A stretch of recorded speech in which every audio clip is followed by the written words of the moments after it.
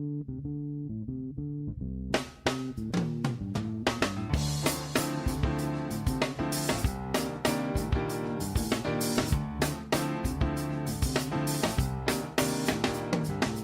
to America's Commercial Real Estate Show, your source for market intel, forecasts, and strategies. Hello, I'm Michael Bull. Thank you for being with us. This segment is brought to you by Buxton. Look, if you want to take your leasing, your marketing, your site selection, all your due diligence to a whole new level, I promise you want to visit buxtonco.com. Well, today we're going to talk about, I think, the sector, in my mind, to the national audience here is what's kind of most in question when you think about sectors, right? Industrial doing great, multifamily doing great. We kind of know the story of retail, right? Everybody seems to know it. But I think the sector that's kind of most in question right now is the office sector, right? What is happening? What is going to happen? What is the sentiment? Well, let's talk to someone who controls 20 million square feet of office space around the globe or around the country and get his opinion. Please welcome my guest. It's Charlie Hobey. He's managing director with EQ Office. Charlie, thanks for joining us, sir. Thank you. It's a pleasure to be here. Well, Charlie, to kind of get us started out, I mean, the amount of properties you guys own in the major cities around the country, how many of your tenants that are paying rent and have leases are actually in the space using it? Yeah, sure. It's a good question. We've got, depending on the market, Michael, it's between 20 and 40%. A market like San Francisco tends to be on the lower end of that range. New York, Midtown, although there's a lot more activity. Currently or more recently, Delta really put a hold on the return to office. And a market like Nashville is closer to 40-50%. And again, Delta really put the brakes on what was pretty good upward trend of people returning to the physical spaces. But right now that's kind of where we are. Yeah, and Charlie, as you guys talk to tenants, your current tenants and prospective tenants, it seems like the trend a year ago, here we are in November 2021. And if you look back kind of a year ago, pre-vaccine, well, there's a lot of sentiment that office was dead and we don't need office space. Kind of give us your view from your desk. What were you hearing a year ago and what's different today? Well, so it's a really broad question. So I'll kind of highlight a couple of key things and we can drill into the key areas. But right now, what we're seeing, the current situation is there's a tension between the talent or the office workers and what they want and the business leaders, decision makers on the other side. So on one side, you've got the talent who wants to work wherever they choose.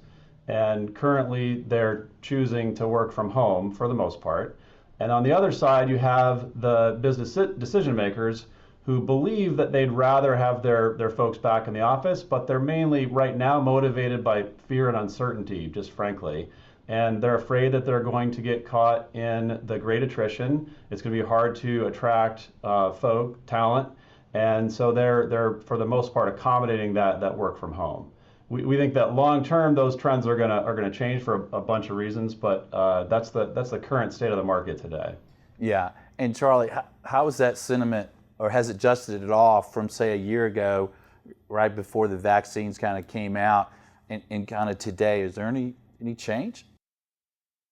Well, I think so. I mean, again, I think Delta really flipped things on its head. A year ago, the conventional wisdom was folks were going to be back.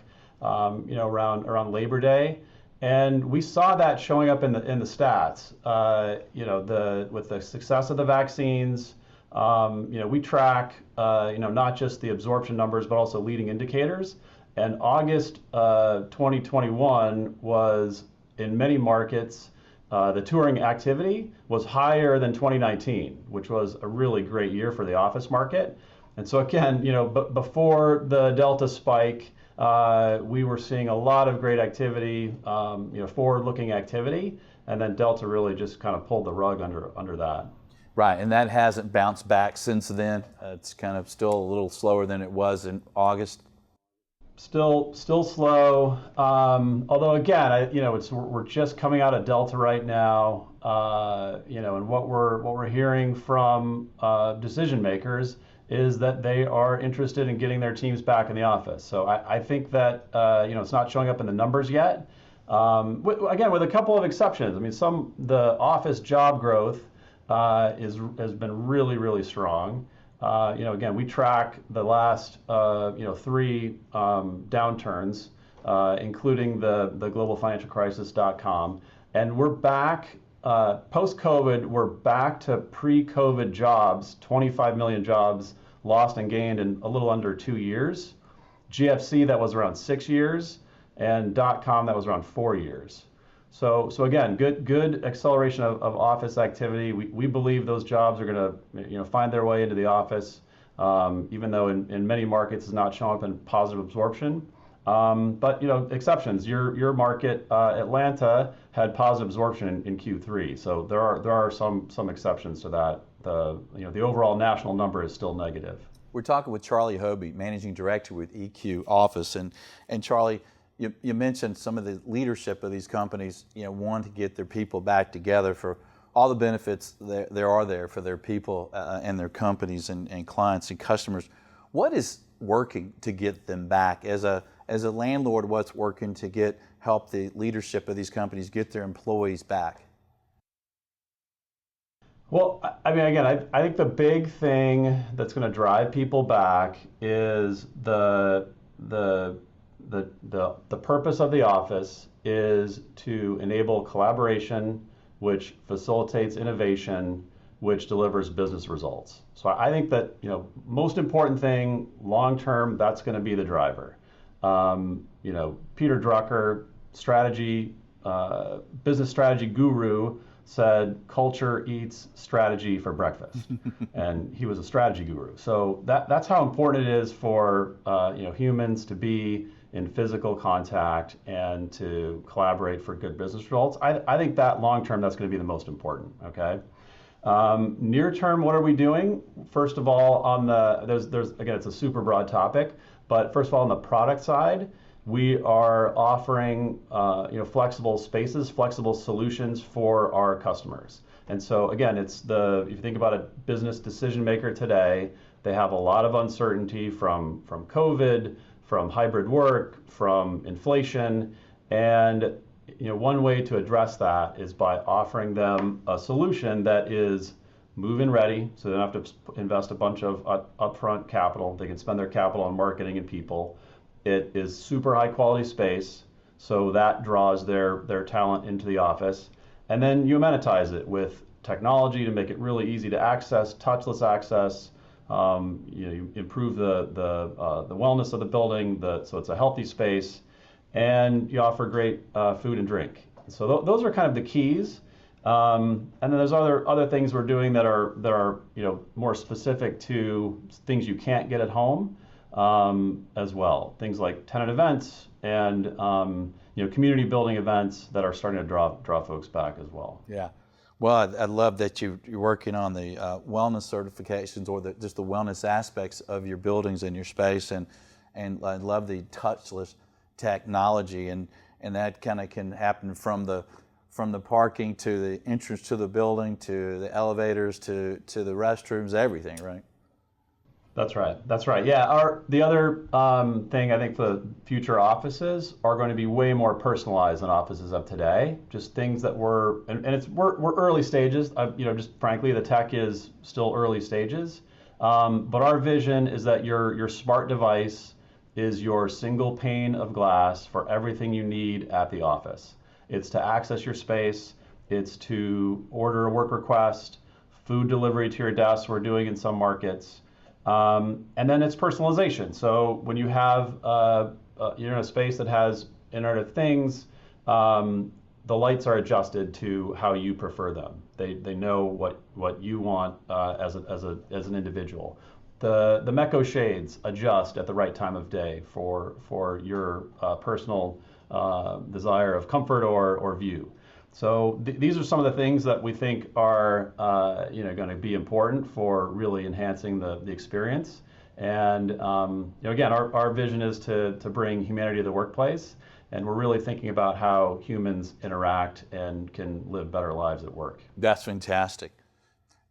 One of the things I think my audience is going to be curious about, Charlie, what you're seeing from your desk related to square footage per employee. Obviously, those numbers were really condensed down to sometimes 100 square feet per person. What are you seeing as a trend there? Are you seeing any changes there yet? So this is another great one. That's there's a lot of articles in the press about hybrid work and the impact on demand for office. This de-densification is a trend that we believe is going to support more office demand. And this is not just us. It's talking to our clients, talking to their talent. As you said, the trend over the last 10 years, depending on the market. A market like San Francisco is 30% more dense than it was 10 years ago. And just like the talent is choosing to work from home, the talent is going to choose to not sit in desks being chock-a-block, cheek by jowl together. And so that we believe that trend is going to start to reverse. It's not something that's showing up in the stats right now. But we're watching it closely. We think that in particular, as more of the concentration work shifts to home and office spaces become more community and collaboration, that's also going to drive increased more square footage per office job. And we think that's good for us, and it's good for the talent as well. And Charlie, are you seeing any trends on tenant requests or tenant letters of intent or requests for proposals that are in these deals that maybe wasn't in there a few years ago? I think the big one that stands out is term flexibility. Yeah, so we have a product where we're prepared to offer a shorter term, and that is it's typically an investment that we're making in the space, which is frankly higher end than a tenant would typically get, because we look at it as more long-term capital. We're not going to go in and tear out those high-end finishes, in 3 to 5 to 7 years. So when our client wants a shorter term, we're willing to offer them that space on a shorter term, or if they want 7 years with a 3-year and a 5-year termination option, we're comfortable doing that. I mean, again, it depends on all the other things for client credit and future growth potential, and et cetera. But that is something that I think is kind of big picture emerging more as a trend nationwide. Yeah, and that makes sense. I want to ask you though how that impacts WALT, the weighted average lease term, and kind of what the debt, the equity, kind of the valuation side of commercial real estate. How is maybe the shorter, more flexible leases impacting that? I think that the way we look at it is, first of all, it's not going to be the full solution. Okay. However, it's there's a tension between the capital markets wanting a longer WALT and our clients looking for more flexibility. We think there's somewhere in between where we can offer both products. So the flexible products as some percentage of the total building square footage that enable us, first of all, strategically to win that business. That's where a lot of the demand is today. And then secondly, to incubate and provide additional deal sources for that long-term space. So there's a big segment of the market today that's looking for flexibility. We still think that long-term, all the reasons that an occupier wants to control their space for branding and customization, et cetera. We think that's going to be the bulk of the business, but we can't ignore the customer demand for flexibility and convenience. And so I think it's an open question. I think that pre-COVID there were a handful of trades that had good exposure, good rent roll exposure to flexible type spaces. And those traded pretty well. Actually, where the data was coming out was you actually get a little bit of a premium on those trades. But it's an open question. It's an open question. I think that again, we're confident that the demand will be there, the capital markets demand will be there, but we're observing it. And when you say you get a little bit of a value in those trades, you mean as a buyer or seller? So sorry, as a seller, the cap rates were slightly lower, fractions of a basis point, kind of lower, 10, 20 basis points lower. And is that because there's upside on the rental rates? So I think again it's part of it is they're higher, they tend to be higher margin spaces, higher rental rate spaces. Part of it is that you're diversifying your rent roll. So I think you're more likely to have a higher stabilized vacancy. And again, I think the capital markets were buying the demand, the inherent demand for that product.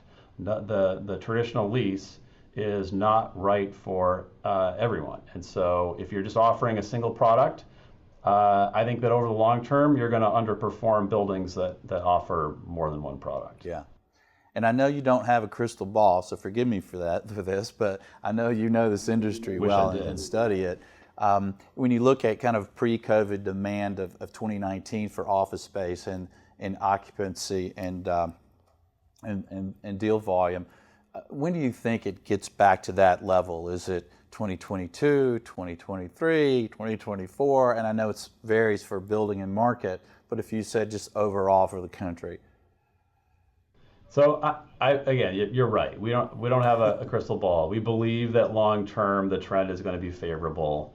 My personal view, and I don't think this is necessarily our house view, but in the next 12 to 18 months, I think we're gonna know if the demand comes back as fast as it was pre-Delta, and I think it's going to be there. I think the job growth has been so high. You've got markets like Austin, San Francisco, Seattle that are seeing 7.5 to 10% office job growth. I think that's going to show up in demand.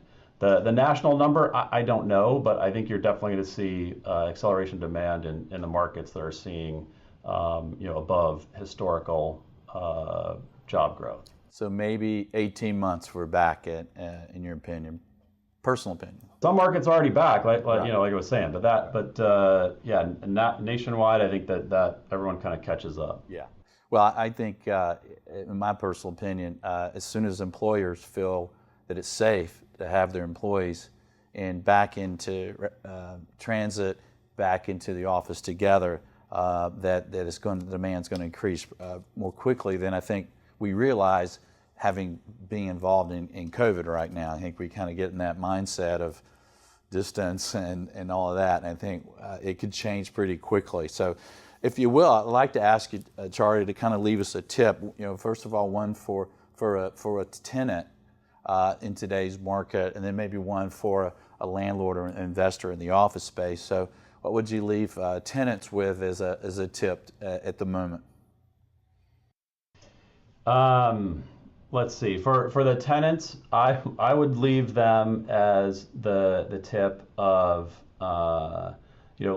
listen to your talent, listen to what your employees are saying. It still is really hard to hire. However, I'd also say collaborate with your landlord on how you can get your folks back into the office, because I do think that there is there's going to be a competitive advantage, and I'm concerned about businesses who don't get back, and maybe us as a country not starting to erode our competitiveness. Ken Griffith from Citadel gave some pretty cogent comments on that topic. And then for landlords, I think it's the other side of the same coin, which is listen to your clients, but also observe. So we have at EQ, we spend a lot of time thinking about design thinking, human-centered design, which is more kind of what you think from a software company versus a commercial real estate company.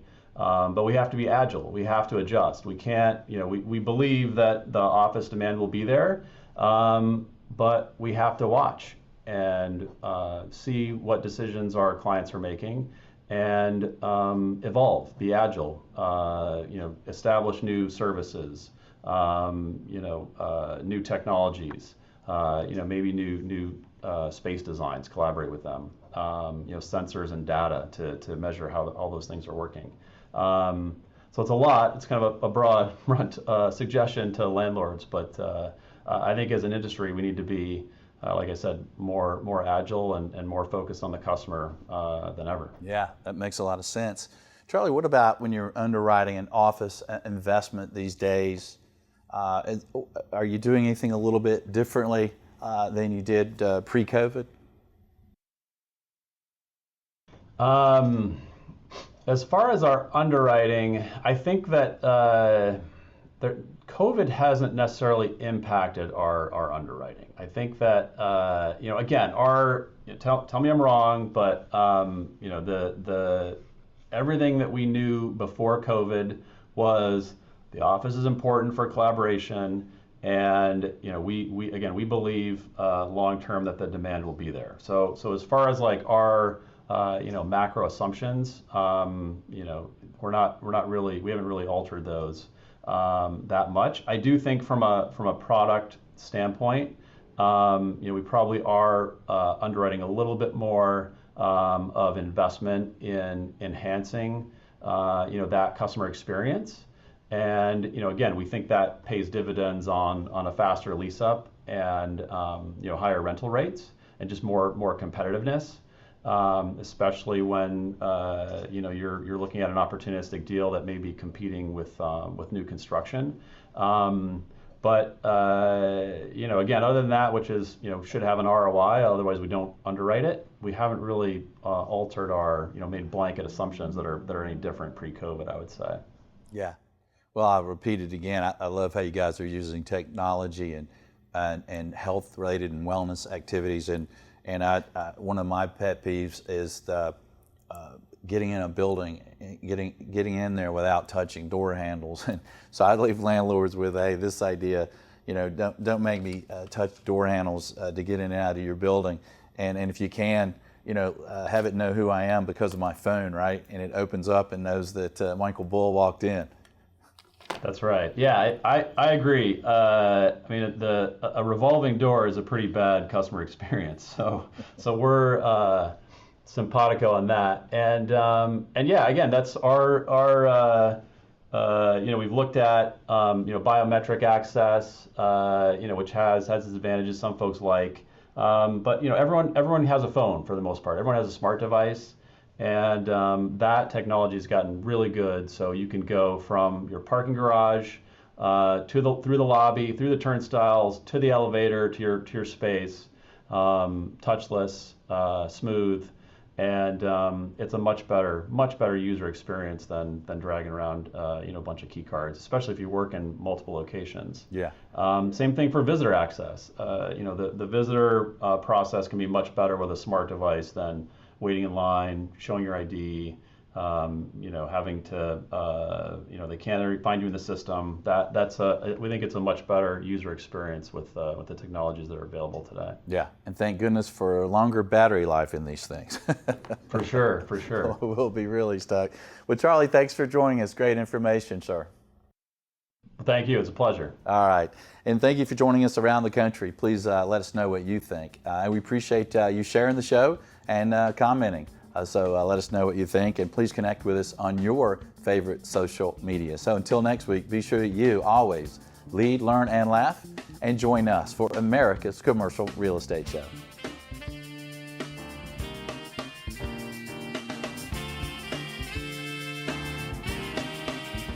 America's Commercial Real Estate Show is brought to you by Buxton. Take leasing, site selection, and due diligence to the next level. Make the right decisions with on-demand mobile data. Visit buxtonco.com. By Bull Realty. For proven commercial real estate asset and occupancy solutions, contact me. My email is michael@bullrealty.com. By Commercial Agent Success, expert-level commercial real estate broker training. Cloud Access 1, up to 21 one-hour videos. Visit commercialagentsuccess.com. Thank you for reviewing, subscribing, and sharing America's Commercial Real Estate Show.